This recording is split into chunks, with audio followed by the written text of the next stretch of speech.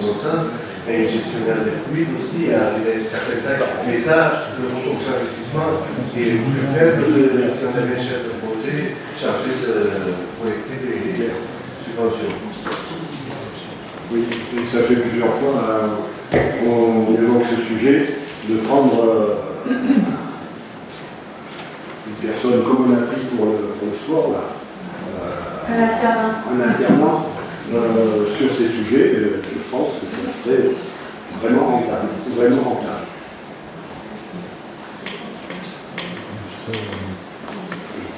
Je confirme, il y a beaucoup de communes.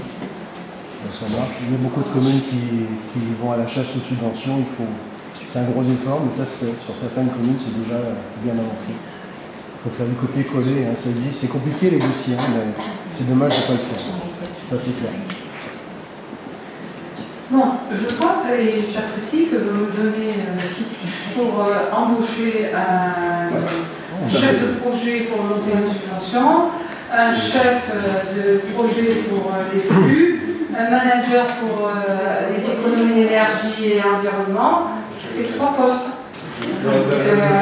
J'enregistre et si prochain conseil où ces 3 postes arrivent, vous me critiquez sur la base salariale, on sera plus cohérent. La mission du gestionnaire de fluide, c'est de faire aussi des économies d'énergie. On n'est pas obligé d'embaucher, hein. Je n'ai pas parlé d'embauche. Oui, on peut prendre des stagiaires. Les gens aussi, Oui, mais attention, les choses évoluent. on a la chance d'avoir eu, alors on va ajouter sur notre manager de centre-ville, elle était à mi-temps, et comme elle l'a dit, elle a fait ce qu'elle a pu, et elle a fait beaucoup de choses, et elle nous a donné son bilan, donc vous l'aurez. On a la chance d'avoir un alternant depuis 2 ans sur Terre du Jeu 2024, Romain, hyper dynamique, et qui apporte beaucoup dans l'animation intergénérationnelle, des écoles, des assos, etc. Voilà, il faut aussi tomber sur des perles. Donc un alternant avec les dossiers de subvention, vu la complexité du dossier et des spécificités des collectivités territoriales, je ne suis pas sûre qu'il soit à la hauteur. Et si on l'embauche et qu'il ne nous apporte rien, on ne sera pas correct. Voilà. Donc c'est toujours... Je n'ai pas parlé d'un alternant pour demander des subventions, j'ai parlé d'un alternant pour faire des études de flux sur l'énergie. Et ça existe, et il y a des écoles pour ça, et il y a des gens qui cherchent des stages sur ces sujets et des formations d'alternance. Je pense que ça serait vraiment utile et ça ferait gagner de l'argent à la commune. Ben, merci de la proposition, nous allons l'analyser. D'autres questions? On passe au vote.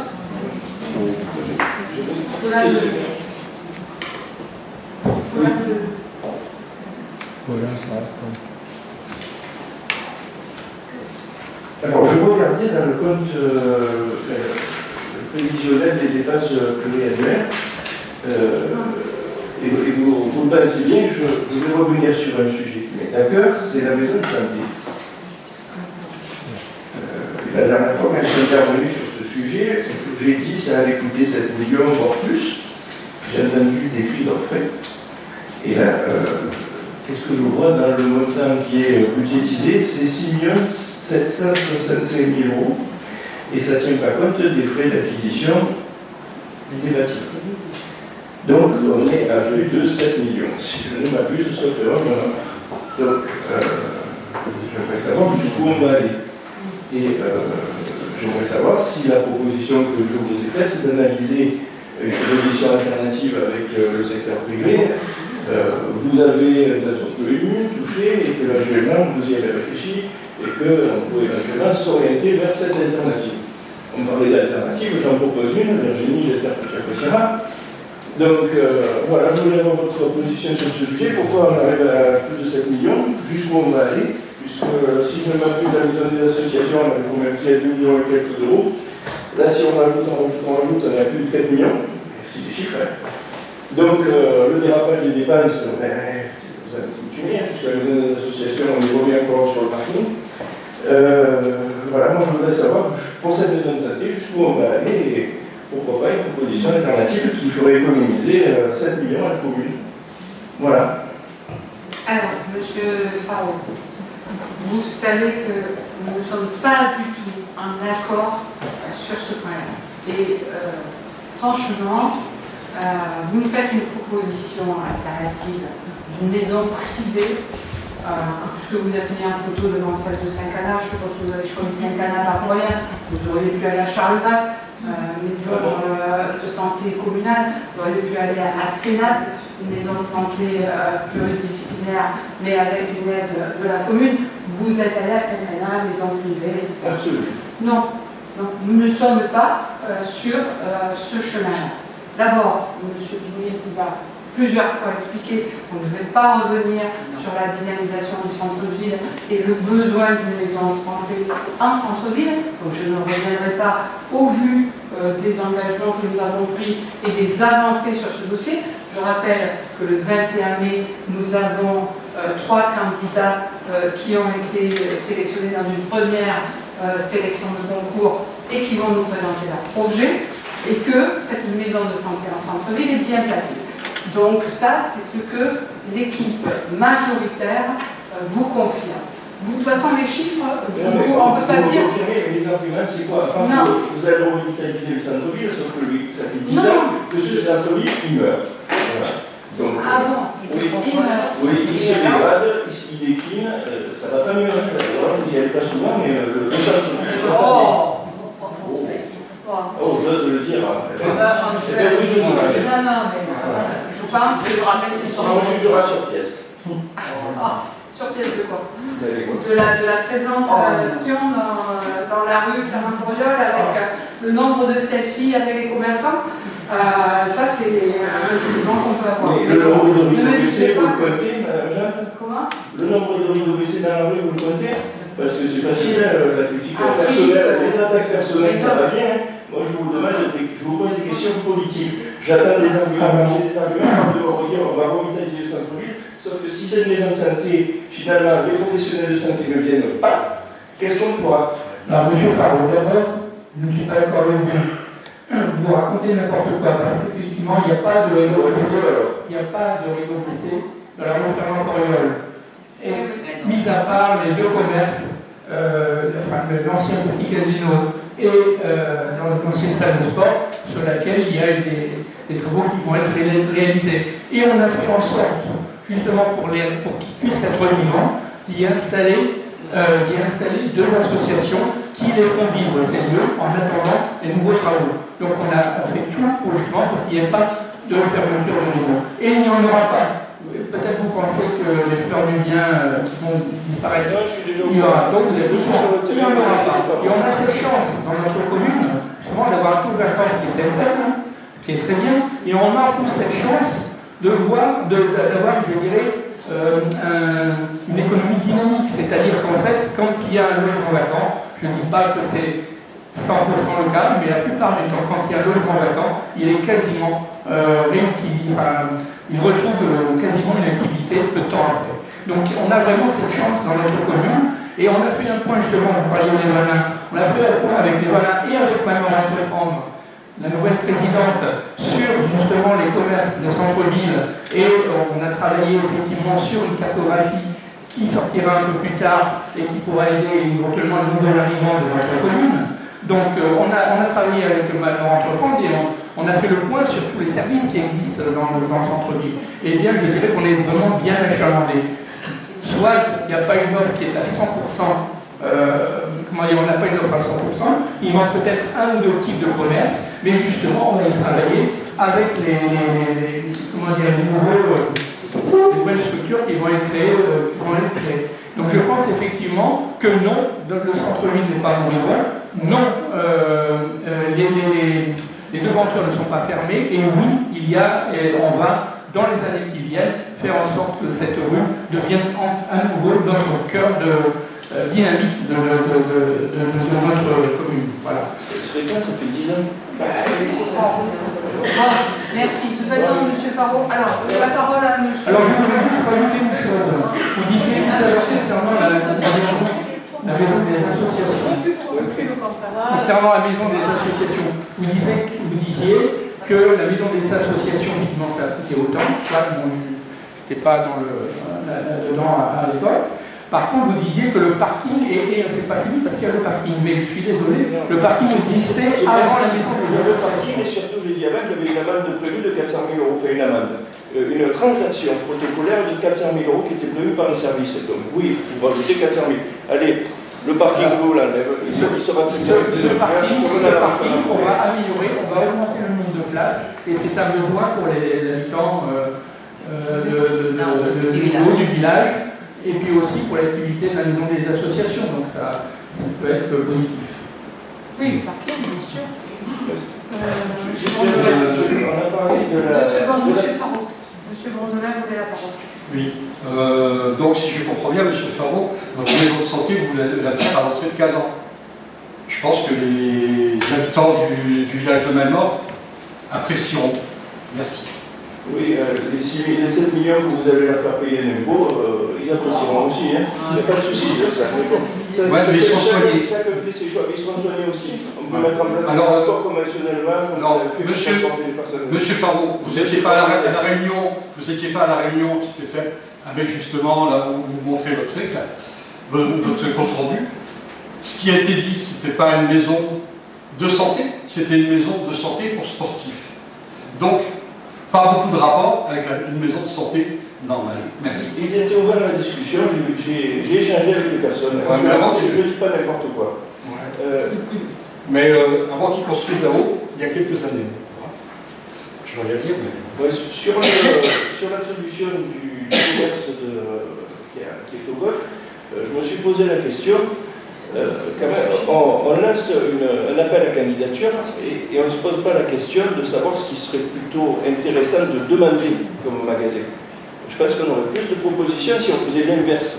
Donc ça, c'est une proposition que j'envoie, mais ce serait peut-être à analyser et puis également prendre le pouls du secteur en disant de quoi vous avez besoin, qu'est-ce que vous pensez qui serait bien à cet endroit-là, et non pas faire l'inverse en disant on attend les projets. On demande des candidatures et puis en fonction des candidatures on choisit. Je pense que pour être attractif, il faut faire l'inverse. Voilà. Après, je vous laisse dire. Je note ce que vous nous proposez. Par contre, effectivement, donc, si vous voulez, c'est le jury qui définira en définitive, en fonction des candidatures, quelles sont, je dirais, les typologies de commerce qui peuvent s'installer à cet endroit-là. Donc c'est clair que plutôt que de restreindre à une typologie de commerce, l'idée c'est d'ouvrir au maximum et de permettre à tout le monde de candidater, de proposer. Il y a peut-être un projet super auquel on n'aura pas pensé et qui pourrait venir s'installer là et participer à la dynamique locale. Donc l'idée en fait c'est de ne pas restreindre, d'ouvrir au maximum. Et on attend les dossiers, tous les dossiers qui pourront arriver, qu'on pourra analyser ensemble pour justement trouver le meilleur projet pour dynamiser cette partie-là. D'accord ? C'est pas beaucoup. Ouais. Moi je pense qu'il faut faire les deux. Il faut demander aux gens de quoi ils ont besoin. Non, ils ont réduit et puis ouvrir à toute proposition, mais au moins en sachant ce dont les gens souhaitent. Voilà. Il faut faire les deux. Enfin, il faut faire les deux et s'intéresser à ce qu'attendent les gens. Rapidement, parce que là, on va vraiment en avance. Juste quelque chose, on ne veut pas non plus que ce que demandent les personnes, ça impacte les commerçants de l'année.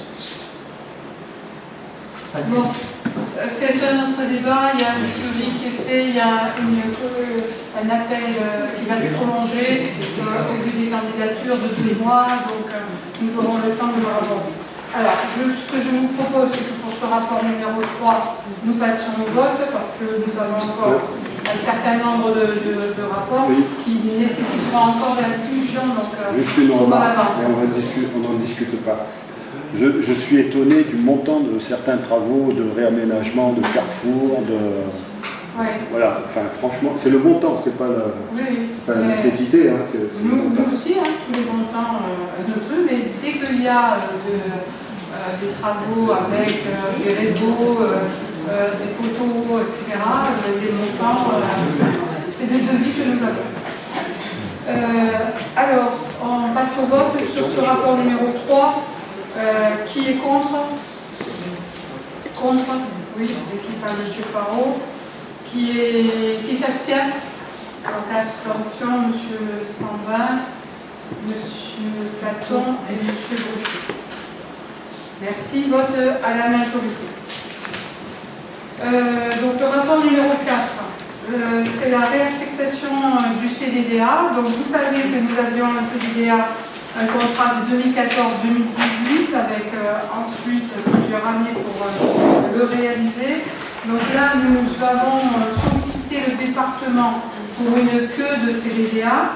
Donc une queue de CDDA, c'est-à-dire, vous l'avez dans le premier tableau, des aménagements des abords du donjon qui n'ont pas été faits, un parc des 2 canaux qui a coûté un petit peu moins cher, donc 39 200, une place de bicentenaire où il restait encore 65 963 000, un parking rue La Fontaine à 36 000, une étude de la place Raoul Pusquet à 15 000 et la réfection École César devant les écoles à 202 000.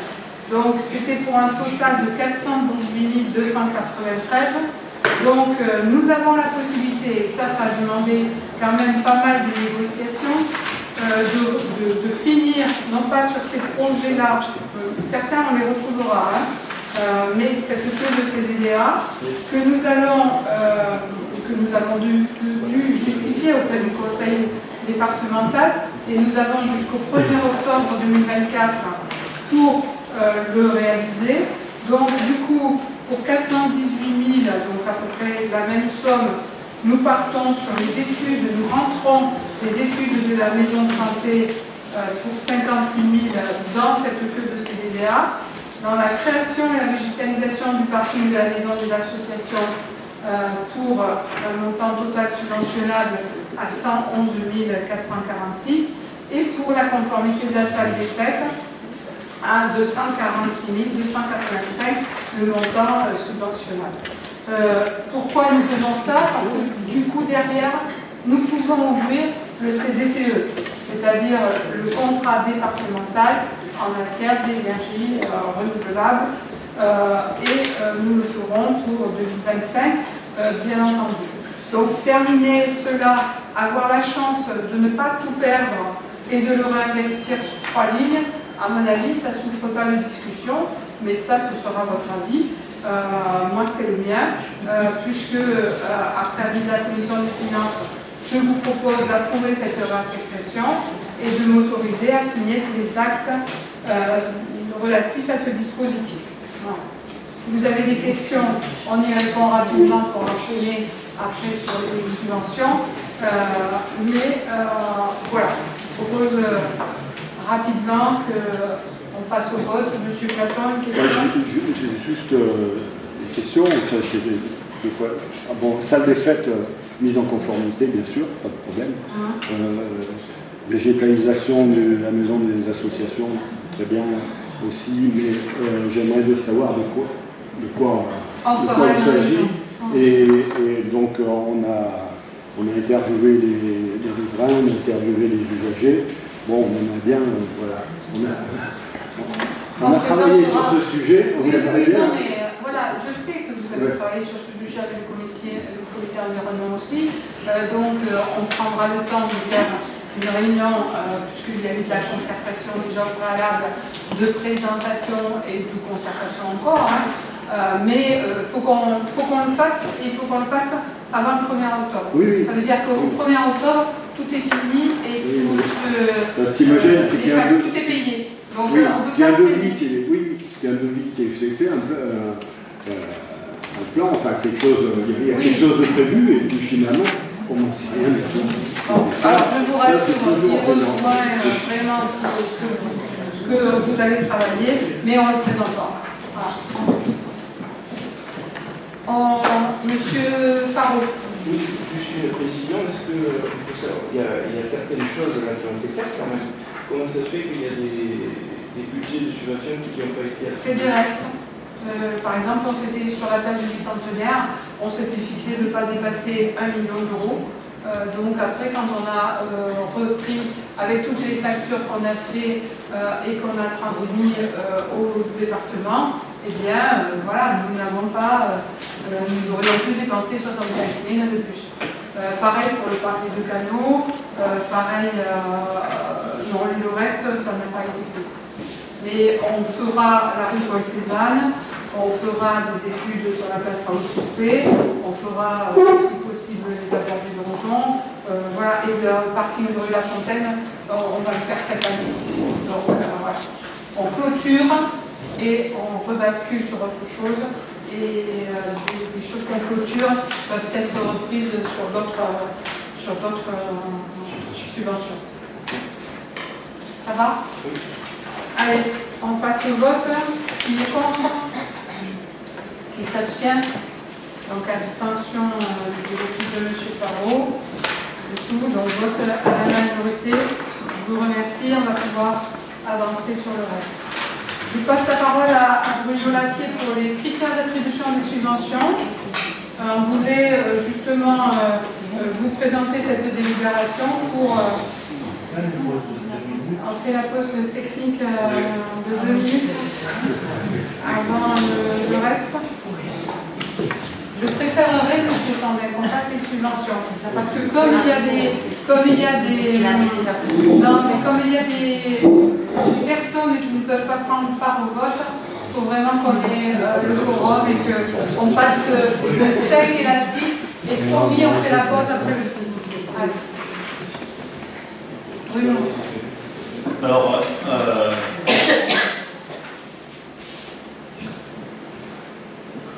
objet, critères d'attribution de subventions aux associations.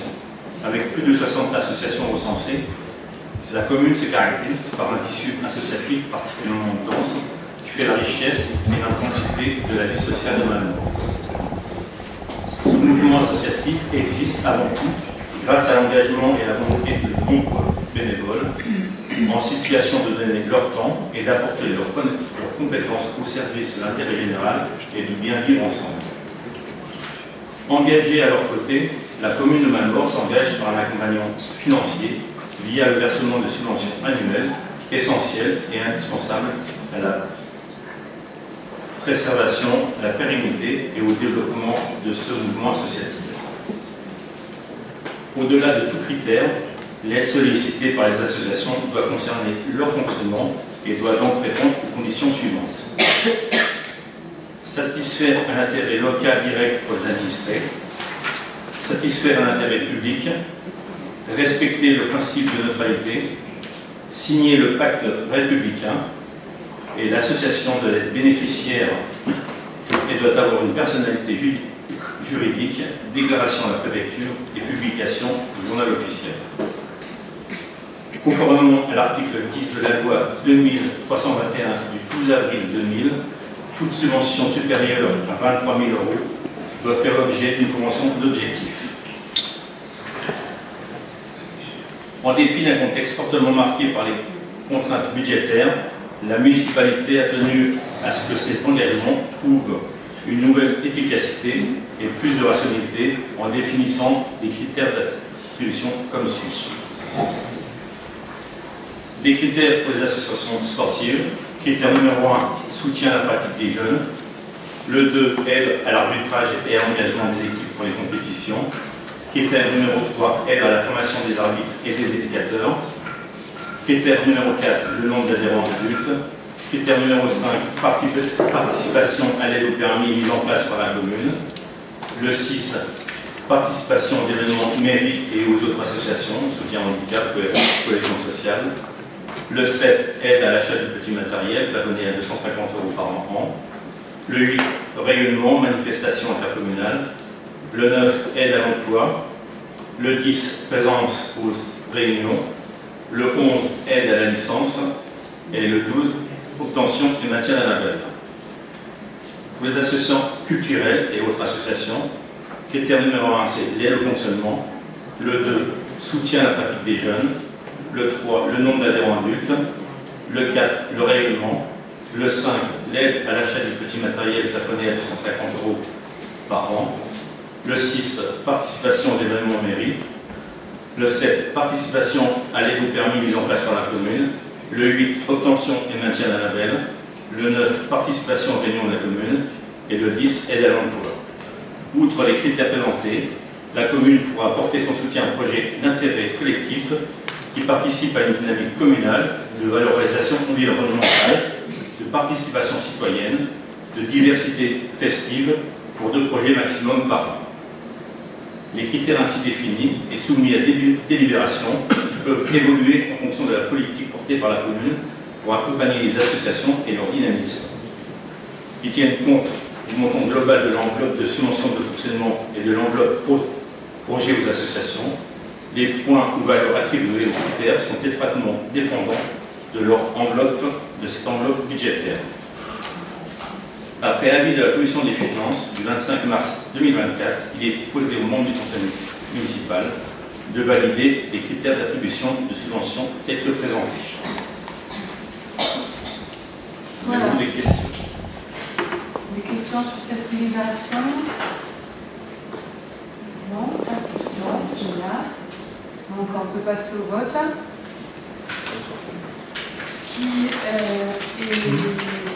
Je tiens à remercier en tout cas l'équipe qui travaille à cela depuis pas mal d'années. Nous souhaitons vraiment les mettre en avant. Ils sont connus aussi des associations et ils fonctionnent. Donc c'était bien aussi de les communiquer officiellement en conseil municipal. Et... par rapport à tous ces critères, certains, enfin, ça reste un petit peu opaque dans ce qu'il y a derrière. Enfin, je prends le critère 5, c'est clair, on comprend très vite. Achat de matériel, 50%, plafonné en bois. Les autres, je suppose que c'est la moulinette Excel derrière qui permet. Et sans cette moulinette-là, on a du mal à comprendre comment se fait le calcul. Voilà. Donc, c'est ça un peu le problème. Là, le principe est bien, mais sans la moulinette, on ne peut pas comprendre comment ça fonctionne. Donc on ne peut pas comprendre les montants. L'idée, c'est pas la clé, mais après c'est expliqué. L'idée, c'est pas d'avoir et de donner en conseil toutes les clés, la moulinette Excel qui est très complexe sur le nombre, etc., qui est liée à ce qui est mis dans le dossier. Hein. C'est très transparent. Mais en tout cas, l'idée, c'était de la communiquer pour que tout le monde en soit bien informé, que cette volonté-là et que c'est transparent. Après, comme on le dit, et c'est bien dit dans le montant global de l'enveloppe, bien entendu que ces points ou ces montants attribués, ils sont liés à l'enveloppe de subventions. Hein, parce que, on le verra et on en parlera tout à l'heure, cette année, il y a beaucoup de projets, les associations ont fait beaucoup de projets. Pour autant, tous ces projets, si on les prend en compte parce qu'ils répondent aux critères de rayonnement qui servent pour des manifestations d'intérêt général et tout, la moulinette des critères, elle est liée à ça. Voilà. Mais on ne peut pas, là, c'est comme une clé de répartition de clés ou quoi. Voilà, c'est très complexe. C'est pour ça que je remercie. Je vois bien le tableau Excel, j'ai l'ancienne version. Mais ce que je veux dire, par exemple, critère numéro 1, aide au fonctionnement, par exemple, ce serait quoi? Ça veut dire quoi, par exemple? Alors, je prends juste cet exemple et après j'arrête. Ouais. Je sais que tu étais là au précédent mandat, on donnait 500 € de forfait à toutes les associations. Oui. Pour association sportive. C'est ça? Si, on donnait 500 €. Minimum. Non, on donnait 500 € de fonctionnement aux associations. D'accord? Là, on a pris les critères par rapport au nombre d'adhérents. Et on a fait des forfaits par rapport au nombre d'adhérents. Une association de 0 à 10. On a presque une grille secondaire explicative des critères, un minimum sans le tableau Excel. Ouais. Presque. Pour mieux comprendre. Bon, on ne va pas rentrer dans chaque critère, mais bien fait un calcul et une grille qui fonctionne. On passe au vote. Qui est contre? Qui s'abstient? Et donc, vote à l'unanimité. Je vous en remercie par rapport à ces critères.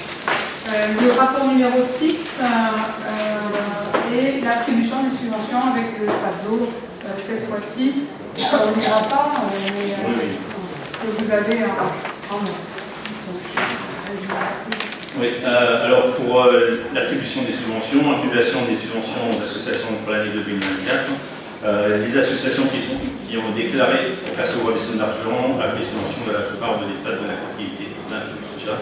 Les associations concourent à l'animation de la vie locale dont les domaines aussi variés que la culture, le sport, la solidarité et les économies locales. Pour ce faire, la commune aide ces associations pour la réalisation de leurs missions, notamment par l'intermédiaire de versement de subventions.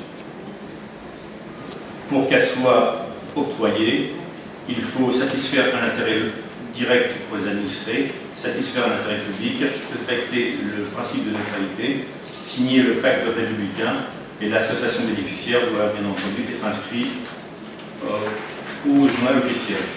Conformément à l'article 10 de la loi 2321 du 12 avril 2000, toute subvention supérieure à 23 000 € doit faire l'objet d'une convention d'objectifs. Le tableau suivant présente la liste des assesseurs et le montant des subventions proposées. Après avis de la Commission des finances du 25 mars 2024, il est proposé au nom du Conseil municipal d'approuver le montant et la répartition des subventions municipales présentées. Donc, alors par contre, ne participe pas au vote, on le sait, des membres qui sont dans un bureau. Donc, il s'agit de M. Bruno Laquet, de Gérard Véraudier, de Sylvain Castagnier, d'Éric Bruchet, de Dimitri Faro et de Thierry Platon. Donc ces personnes-là ne peuvent pas participer au vote. Alors bon, on ne va pas les faire sortir, on leur propose que ça soit ainsi, entièrement c'est dit. Et le tableau vous est présenté avec les subventions de fonctionnement, première colonne, subvention projet numéro 1, subvention projet numéro 2. Des questions? S'il n'y a pas de questions, on va passer au vote. Donc le quorum est atteint, puisqu'il faut bien entendu déduire ces personnes qui ne participent pas au vote du quorum, enfin des membres de ce conseil municipal. Donc le quorum est atteint et on peut passer au vote. Donc qui est contre les subventions ainsi attribuées? Qui s'abstient? Et donc vote à l'unanimité. Je vous remercie pour les associations. Elles pourront, les fois qu'elles auront, ce sera revenu de la légalité, obtenir ces subventions. On fait une petite pause technique. Vous avez des petits gâteaux et à boire dans le couloir. Servez.